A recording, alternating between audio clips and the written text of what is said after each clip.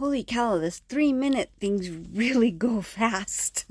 So this will be the last one. I'll try to get as much as I can into this one, and then I'll just do some more tomorrow. So anyway, left off, I was in the hospital.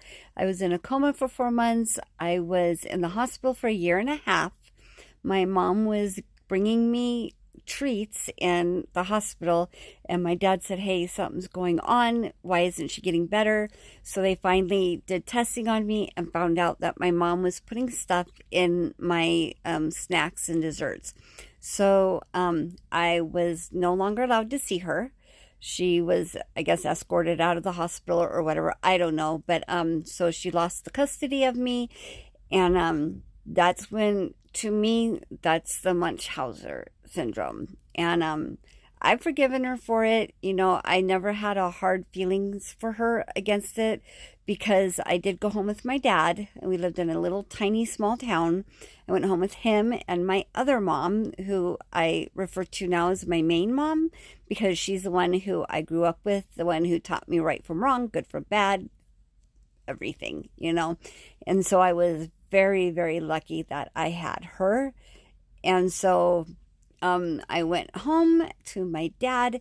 My mom lost custody of me, but she was still allowed to see me and stuff. So my grandma, her mom, would come up every other weekend and get me and drive me an hour to their house every other Friday night, and I'd go home Sunday night. So I was very lucky because I still got to see that part of the family. My mom was in and out. She went to prison a lot.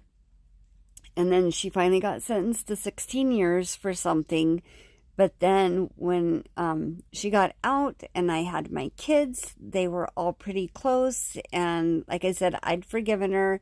When you grow up a certain way, you don't know that that's a bad thing until I got older. And then my dad was really not nice about her because, you know, it was his daughter she was hurting.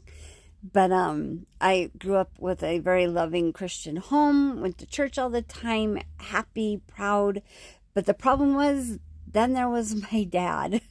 He was an air traffic controller. So if you know about them, one shift they go, and then the next time, then I don't know if it's weekly, bi-weekly, or what, but they change shifts all the time. So he was either at work or at home in bed. But I will tell you some more of my childhood stories. That's just the gist of it. But like I said, I had an amazing life, and I don't hold any grudges. Back tomorrow.